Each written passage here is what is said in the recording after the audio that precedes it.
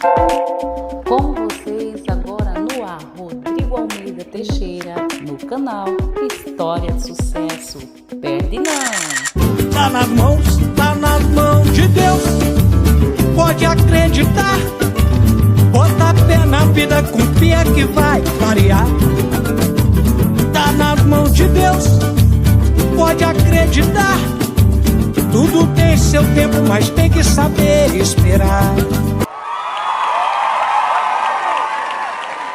Aqui com a minha amiga Maria da Glória, escritora lá de Brasília, indicada aí pela Arlene Muniz, e ela vai contar a história dela para nós. Mas antes que ela comece a contar, eu quero falar para você, meu amigo, minha amiga que está assistindo aí, que se inscreva no nosso canal, deixa o seu like, e você que puder e quiser dar um apoio financeiro para o nosso trabalho, o Pix é 045 196 94990. Ele vai passar depois aí no rodapé para vocês aí. Então, menina, conta a tua história para nós e como é que você começou na escrita. Primeiro eu vou me apresentar, né? Você já falou, eu sou Maria da Glória Santos Silva, conhecida por Glorinha, e eu estou vestida com a blusa bege, sou uma mulher negra, estou de coque, uso óculos e estou aqui para falar um pouquinho da minha vida como escritora. Rodrigo, eu nasci na zona rural, meus pais eram analfabetos, e 2 vezes por semana ia uma moça ensinar os filhos dos trabalhadores do dono da fazenda a ler e a escrever. E aí eu aprendi a ler e a escrever. E comecei já essa paixão pelos livros, pelas letras, pela escrita. E viemos para Brasília. Cheguei em Brasília aos 13 anos de idade e foi a primeira vez que fui frequentar uma escola de verdade. Só que lá, pelo fato de eu já ter 13 anos, com crianças pequenas e negra, magra, muito magra, sofri muito bullying, muito mesmo. Mas isso não fez eu desistir dos meus sonhos, que era ler, era escrever, tinha vontade de ser professora, para poder compensar um pouquinho do que eu passei, não fazendo meus alunos passar pelo mesmo mal que eu passei. E comecei a ler Machado de Assis, Gonçalves Dias, Castro Alves, comecei a ler esse pessoal. Só que na minha casa era assim meio difícil, porque minha mãe não aceitava que a gente ficasse lendo, filha, mulher, porque tinha que fazer as coisas. E ela falava que a mulher não tinha precisão de estar lendo e escrevendo, bastava arrumar um marido, cuidar do marido, da casa e dos filhos, para que tá lendo? Para que tá escrevendo? Mas eu não me deixei vencer por aquilo. E comecei a estudar, tive que ir para o horário noturno, depois tive que sair do horário noturno e fazer o supletivo, a EJA, nova notificação. Educação de jovens e adultos, em casa, ia na escola só nos bimestres para fazer as provas. E foi assim minha vida acadêmica.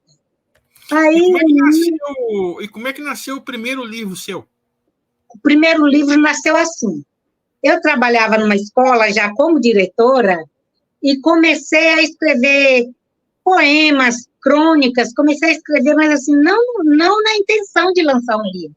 Eu escrevia porque toda festa que tinha, eu escrevia alguma coisa que era para a gente ler, para receber os pais, Dia das Mães, Dia das Crianças, festa da família na escola.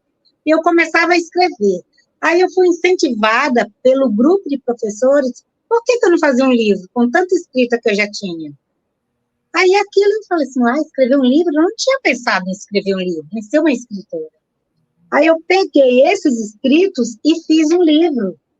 Aí nasceu esse livro aqui, Rodrigo, nasceu Pedaços de uma Vida. Nasceu Pedaços de uma Vida, que é um livro de crônica. Pedaços de uma Vida, tem quanto tempo que você lançou ele? Foi em 2008 para 2018, 10, 19, 20, 22, 23, 24. tem 24 anos, foi em 2008. Certo. 8. E daí, no caso, esse foi o melhor livro que você já fez, ou qual é os outros livros que você publicou depois desse? Desse aí aconteceu, Rodrigo, de eu ter depressão. Eu lancei o livro Pedaços de uma Vida em novembro de 2008. Quando foi em dezembro, meu marido teve AVC, e aí eu fui cuidar dele, fiquei parada por quase 10 anos, também fui acometida de depressão, aí parei total minha vida. Mas aí eu comecei a escrever, durante as horas que eu aguentava escrever, comecei a escrever isso aqui, ó, Depressão, a Dor da Alma. Onde conta. Nesse livro você retrata sobre o seu a sua depressão que você adquiriu. Eu retrato sobre a depressão e também sobre pesquisas sobre a depressão, sintomas da depressão, remédios, a indústria farmacêutica.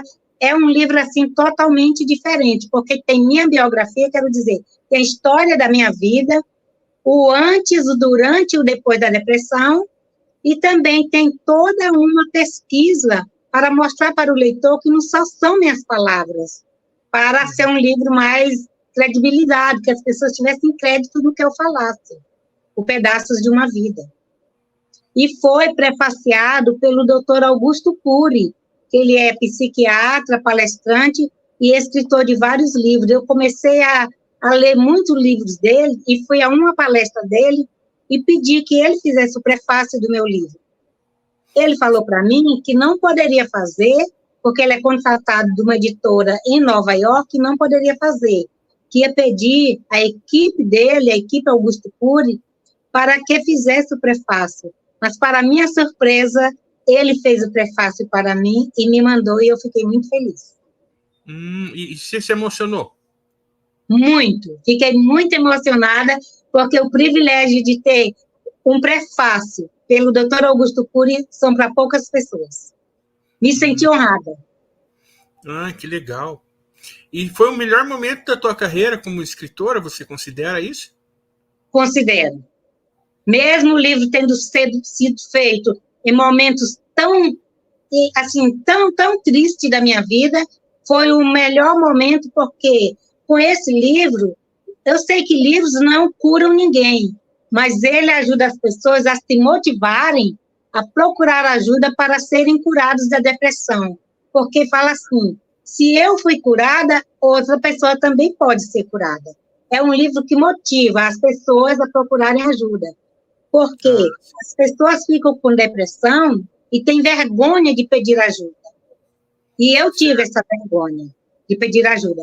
E também, Rodrigo, eu fui ser curada totalmente da depressão, quando eu procurei ajuda, eu fui fazer um curso de psicanálise para me entender melhor. Terminei virando psicanalista.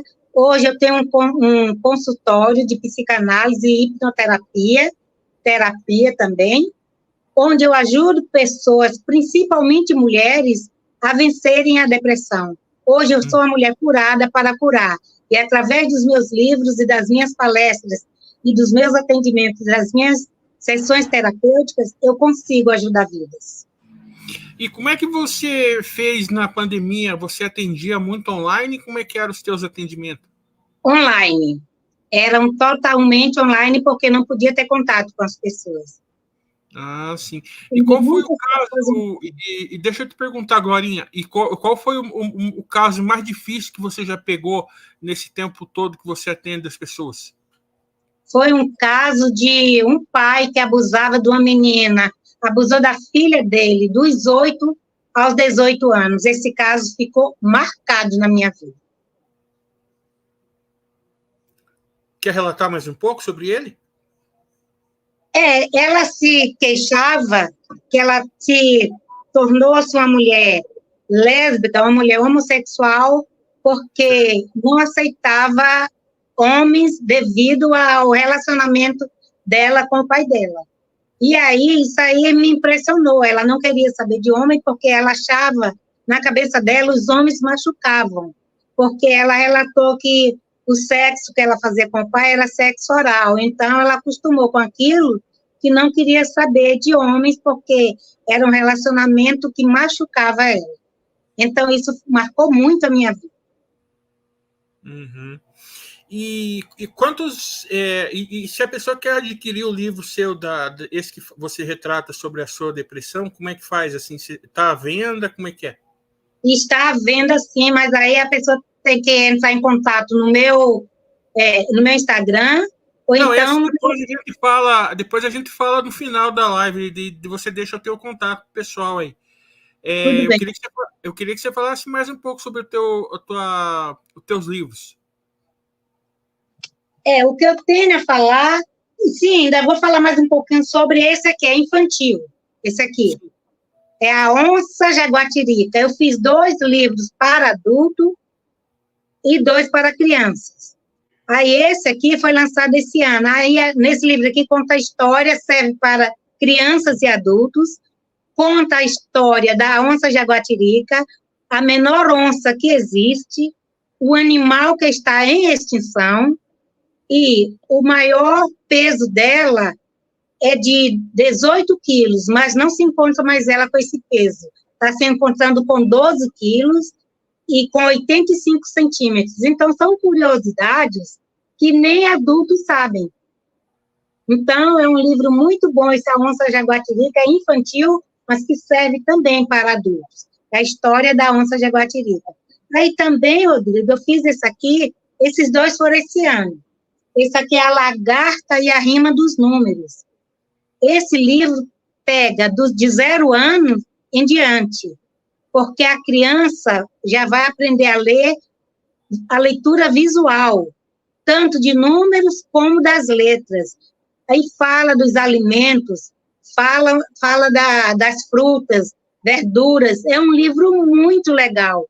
Está tendo uma repercussão muito grande. Eu estou fazendo lançamento em vários lugares aqui em Brasília e está sendo muito bem visto, muito procurado e muito bem vendido esse livro aqui.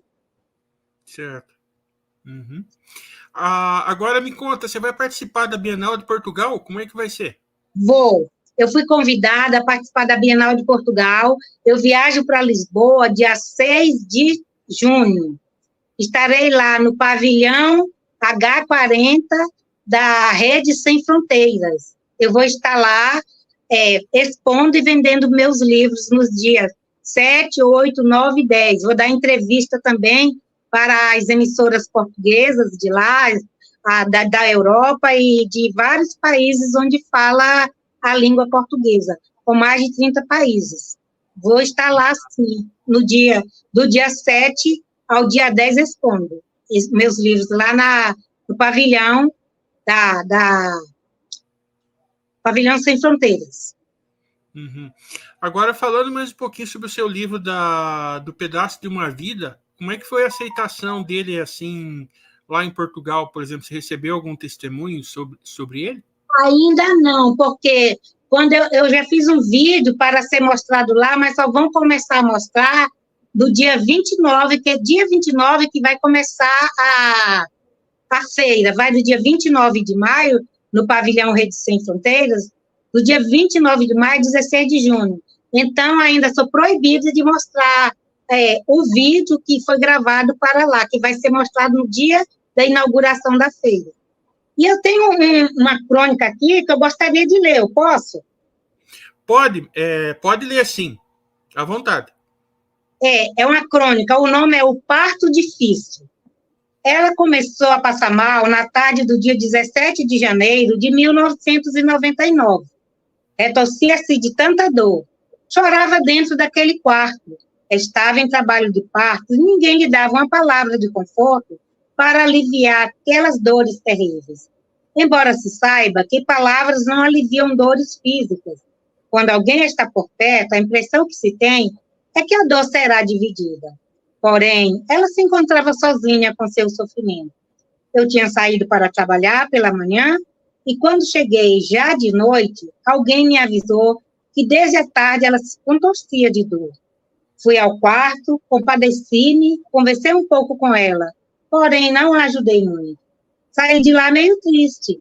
mas continuei com meus alfazeres na minha labuta diária. A noite se passou e veio um lindo dia. Ela continuava em trabalho de parto. Fui trabalhar e ela continuou sofrendo.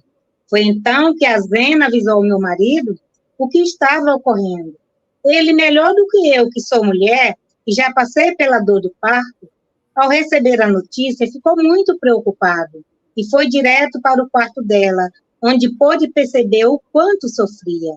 Ela já estava sem forças, tamanha era a dor, sem se alimentar e sofrendo há quase 12 horas. 2 lágrimas rolavam pelos olhos dela, como se fosse uma despedida. O meu marido não resistiu àquele sofrimento, chorou também, e conversando com ela, disse assim: minha querida, não nos deixe, nós gostamos muito de você. Por favor, não morra, coloque um pouquinho mais de força, que você vai conseguir. Naquele momento, a nossa bichana, é assim que chamamos aquela gata siamesa de olhos azuis, fitou profundamente os olhos do meu marido e compreendeu que valia a pena viver, pois tinha alguém que se importava com ela. E num esforço sobrenatural, como se fosse um ser humano, colocou tanta força que a cabeça do primeiro filhote começou a aparecer. E o meu marido a ajudou no nascimento de seus 4 gatinhos. E a nossa bichana ficou conosco até o ano de 2004. E aí, gostou? Maravilha, gostei. Como é que surgiu a inspiração para fazer esse texto? Eu não sei, é coisa mesmo de Deus. E tem vários desse tipo, só que não é com a bichana. É porque a crônica, ela leva a pessoa a pensar que é uma coisa e o final é outra. Tem muita coisa, muita crônica maravilhosa. Eu não sou o Rubens Braga, né, que fez as 200 crônicas escolhidas, mas eu sou a Glorinha, que fez muitas crônicas aqui nesse livro, que são maravilhosas. Viu? E qual que é os temas que você trabalha nas suas crônicas? Como que você falou? Repita. Vamos lá. Qual que é os temas que você trabalha quando você vai criar uma crônica nova? Eu uso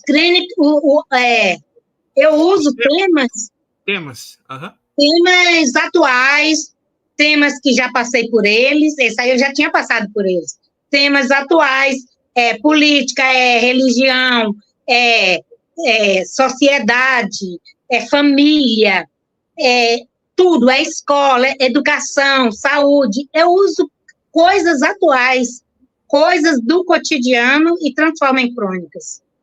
Uhum. Agora, eu queria que você falasse mais um pouco sobre o livro da depressão. Você pesquisou muito antes de fazer o livro para ajudar as pessoas? Não. Eu fiz o livro primeiro, depois parti para as pesquisas, que os capítulos estão divididos. Onde fala a minha história, depois a farmacêutica, né, a história dos remédios, e as histórias da depressão de um modo geral, os tipos de depressão, o que leva uma pessoa à depressão, como sair dela, aí foi pesquisa. E o meu exemplo de vida de como eu saí da depressão, o que eu aguentei na depressão. Aí as pessoas perguntam bem assim, Rodrigo, uai, mas o que te levou à depressão? Aí eu te falo, a depressão não é o que te levou. A depressão, a gente não vai dormir bonzinho e acorda no outro dia com depressão. Não. A depressão é um processo, Rodrigo. E há vários tipos de depressão. Às vezes a pessoa está ali sorrindo por dentro, por fora, mas por dentro está morrendo. Tantas pessoas que estão ali alegres, numa boa, e depois saem e vão e tiram suas próprias vidas. E as pessoas pensam bem assim, ai, mas fulana era tão alegre, ela era tão feliz. Ninguém está dentro do outro, Rodrigo, para saber o grau de felicidade, o grau de alegria. Muitas vezes a pessoa sente uma solidão muito grande, né? Assim, sei lá, eu acho, pelo menos. Com certeza. Sentir solidão, todos nós podemos sentir. A solidão é uma coisa que acaba com a pessoa, com o ser humano, né? Mesmo que ele não esteja muito com a depressão muito grave, né? A depressão Exato. é uma coisa que destrói o ser humano por dentro. Você não acha? Exatamente. Exatamente. É por isso que o nome do meu livro é Depressão, a Dor da Alma. Ninguém avalia a dor de uma alma, Rodrigo. Não, Só ninguém. sabe isso quem sente a depressão. A depressão é um mal tão horrível que, para muitas pessoas, ver você com depressão, falar é frescura, é falta de Deus, é falta do que fazer, sendo que, na verdade, não é nada disso.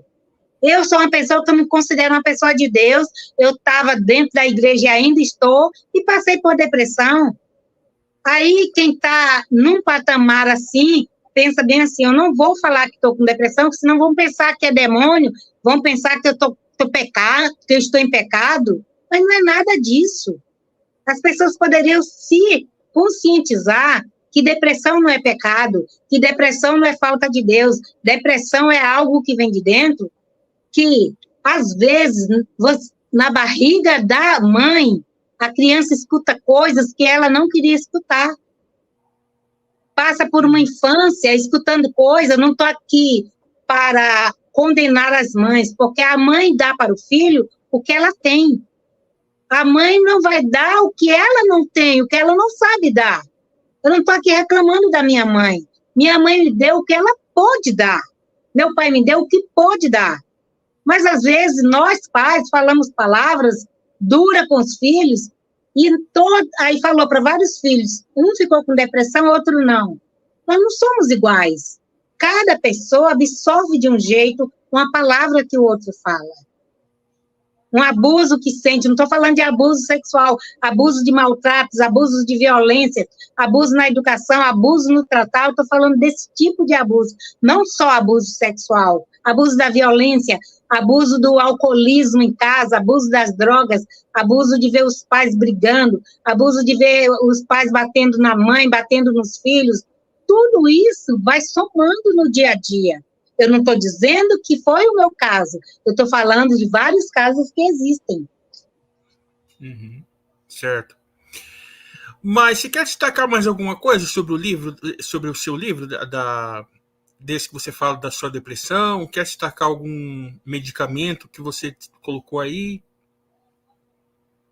Eu não posso, assim, digamos, falar a troca de medicamentos, porque nós que fomos pacientes, ou mesmo somos Mas o que, psicoterapeutas. por exemplo, assim, você não pode, por exemplo, falar o que ajudou você, assim, a sair? O que me ajudou foi terapia, já te falei que fui procurar psicanálise, a terapia e a fé em Deus. Eu sou muito espiritual nesse sentido, de falar, se você também só cuida de remédio e não cuida do seu espírito, você não acreditar em você, que você vai vencer, acreditar que tem um Deus que cuida de ti, no meu modo de pensar, não estou falando aqui de religião, estou falando eu pensei assim, e busquei ajuda, não é que eu não estivesse buscando a ajuda de Deus, mas eu procurei tratamento, e aí fui me tratar, e fiquei tão extasiada, fiquei tão bem, que agora eu trato os outros. Que maravilha. Essa é a Glorinha, meu povo. Ela que está contando a sua história de superação aqui para nós, né? Que está me deixando feliz aí com a participação dela aqui no nosso programa.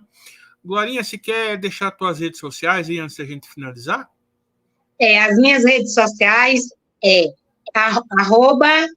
@glorinha.psicoterapeuta. O Instagram.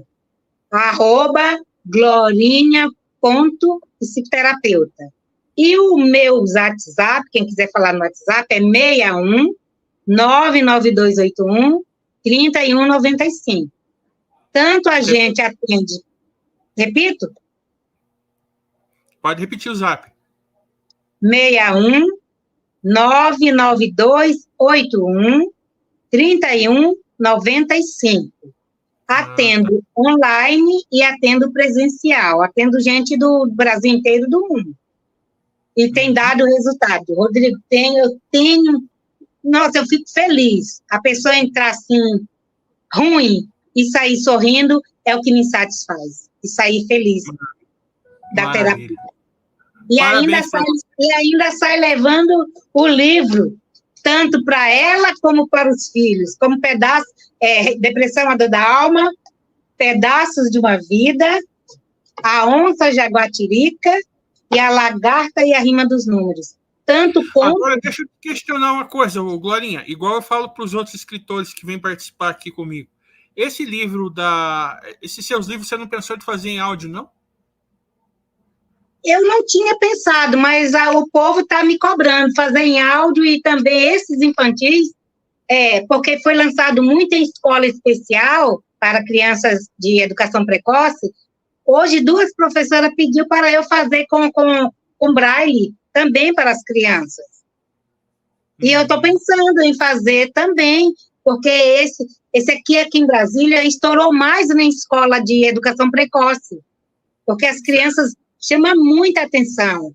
Então, eu preciso pensar nessas opiniões que as pessoas estão me dando, porque eu sei que vai valer a pena. Eu preciso fazer. Com certeza. E o que mais queria te perguntar? Eu gostei que você veio participar aqui, viu? Queria saber se você quer indicar alguém aí para um próximo programa. Marlete Magalhães. A escritora Marlete Magalhães.